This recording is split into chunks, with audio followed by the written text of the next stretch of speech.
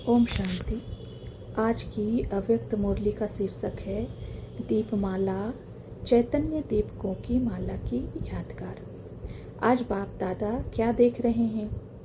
आज दीपकों की माला देखने के लिए आए हैं। जो दीपमाला का यादगार दिवस लोग मनाते हैं, लेकिन बाप दादा चैतन्य दीपकों की माला को देख रहे हैं। आप सभी भी जब दीपमाला के दिन जगे हुए दीपकों को देखते हो तो देखते हुए यह खुशी होती है कि हमारी ही यादगार मना रहे हैं। जैसे जगा हुआ दीपक प्यारा लगता है, वैसे अपनी यादगार को देख स्मृति आने से आप सभी भी विश्व के बाप और सारे विश्व के आत्माओं को प्यारे लगते हो।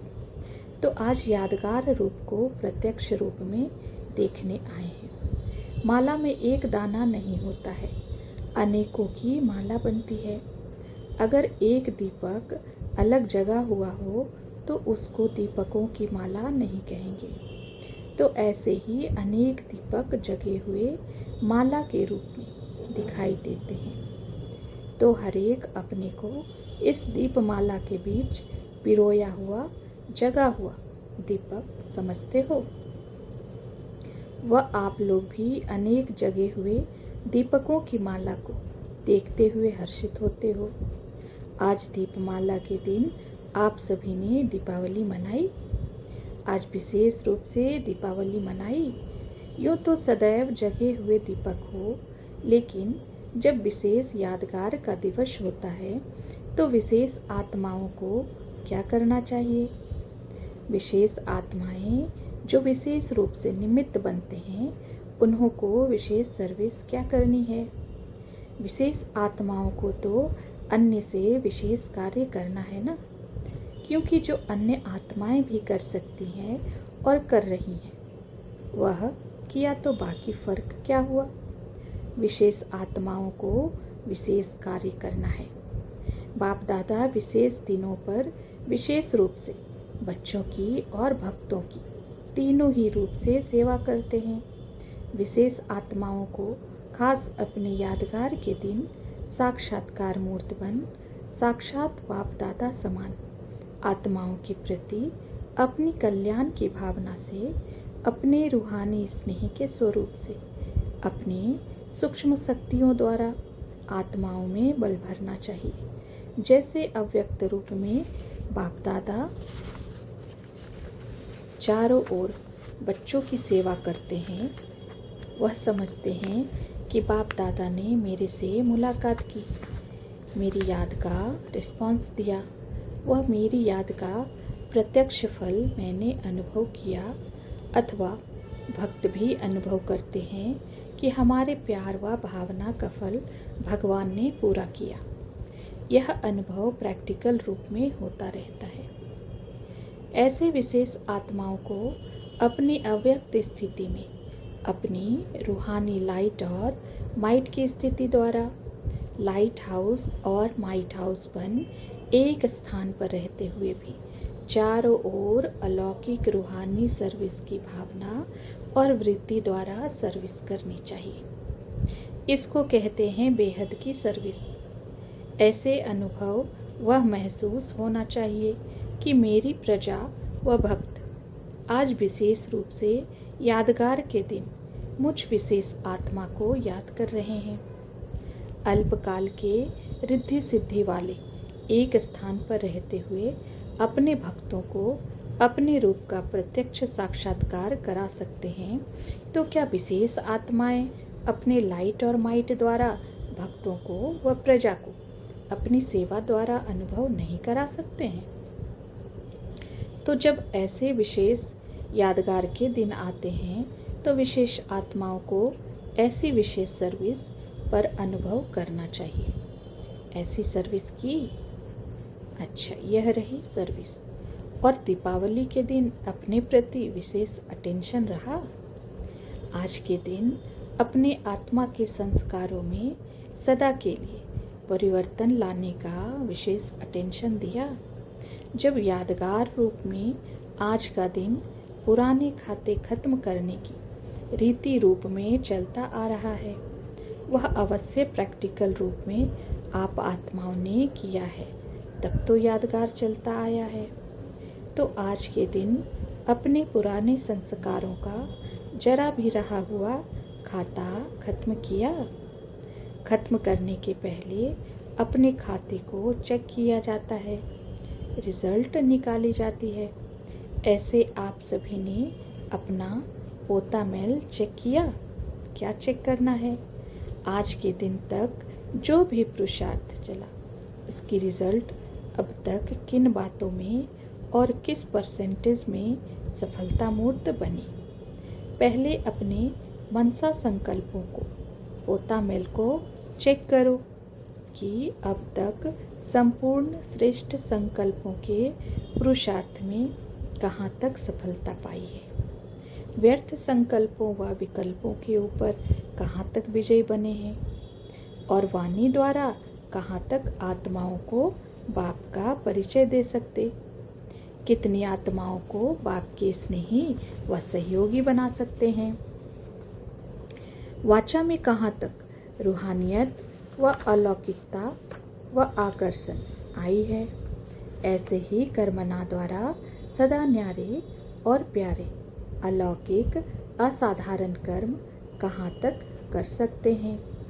कर्मों में कहाँ तक कर्मयोगी का, योग युक्त का, युक्ति युक्त, स्नेह युक्त का रूप लाया है। अपने संस्कारों और स्वरूपों में अर्थात सूरत में कहाँ तक बाप समान आकर्षण रूप, स्नेही रूप, सहयोगी रूप बने।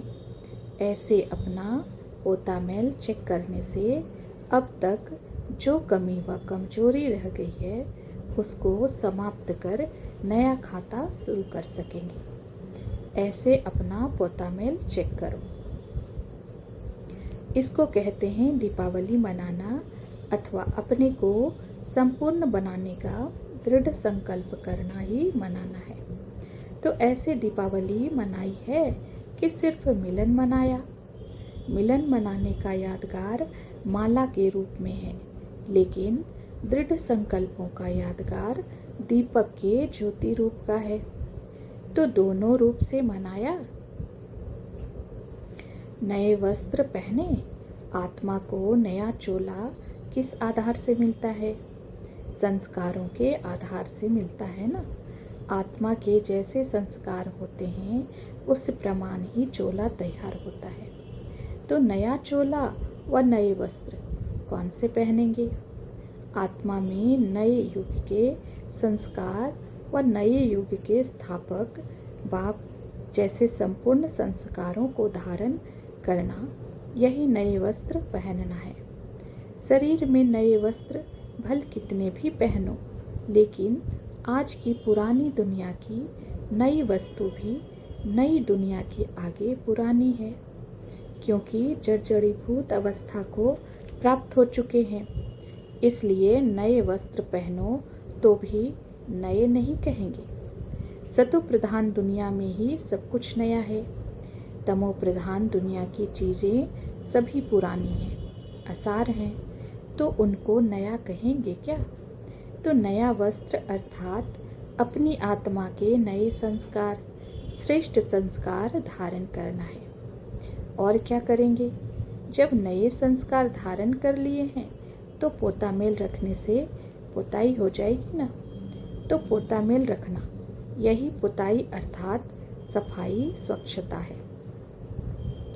जैसे पुताई करते हैं तो जो भी गंदगी व कीटाणु होते हैं वह स्वतः ही खत्म हो जाते हैं।